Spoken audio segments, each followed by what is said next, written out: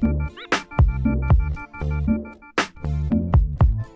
what's up YouTube? This is Dan the Fix-It Man. Got another quick video here for you. I'm going to show you how to change your rear sway bar bushings on a 2004 Toyota Avalon. It's a pretty common issue on these vehicles, and what happens is when you hit a bump, you'll hear a little squeak or a clunk out of this when they get worn out, and this one actually is pretty loose. If I just pull on the bar, you can see it's got a lot of play. You can see where the sway bar itself is kind of shiny on either side. That's just showing that it's been moving. Let me see if I can move it for you.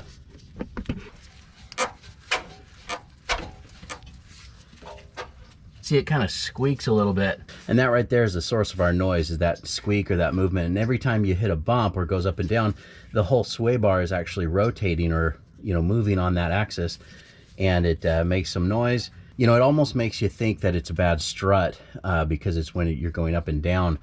But this is pretty common. I've changed these on a few other Avalons, and that fixed it every time. So we'll go ahead and get this changed out. And there's just two 12mm bolts that hold this in. It's actually something you can do without taking the tire off. You can do it from below, but I've already got it off, so I'm just gonna do it from the side up here so you can see what I'm doing.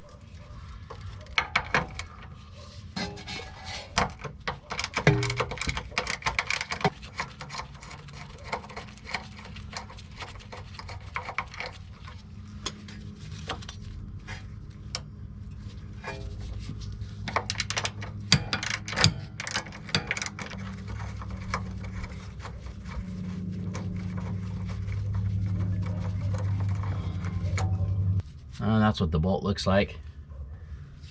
Once you get those bolts out, this little plate that goes over the bushing just kind of drops down.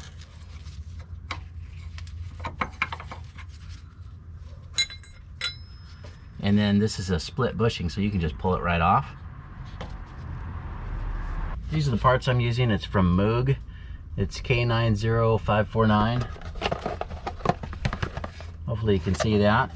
I'll get a link in the description where you can pick these up as well. And there's the new bushing. It's slightly different than the original. You can see that the original kind of has a little angle cut, and this is just a cut right in the middle. But it should work just fine.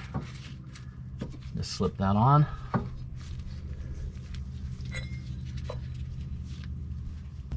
Slide this little bracket right back on. The back of it kind of has a little hook. You just make sure that that goes up and in just like that.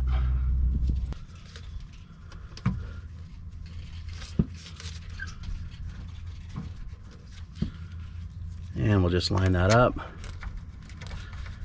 Put the bolts back in.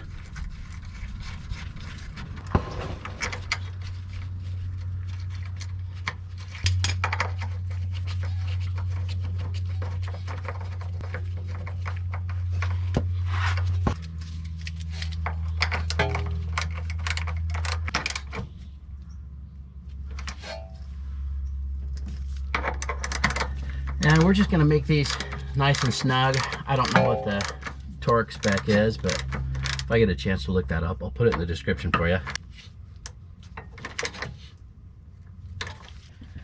It doesn't even move. I'll get the other one changed out as well, and I'm sure that that noise is going to go away. And that's it. Probably one of the first things I would do if you're trying to troubleshoot a noise or a creak in the back. It's one of the easiest and one of the cheapest things to do, and it is fairly common. I hope you liked the video. Please give it a thumbs up and subscribe if you don't mind. That would help me out. I'll get a link in the description where you can pick up these same parts as well. Thanks so much for watching, and good luck.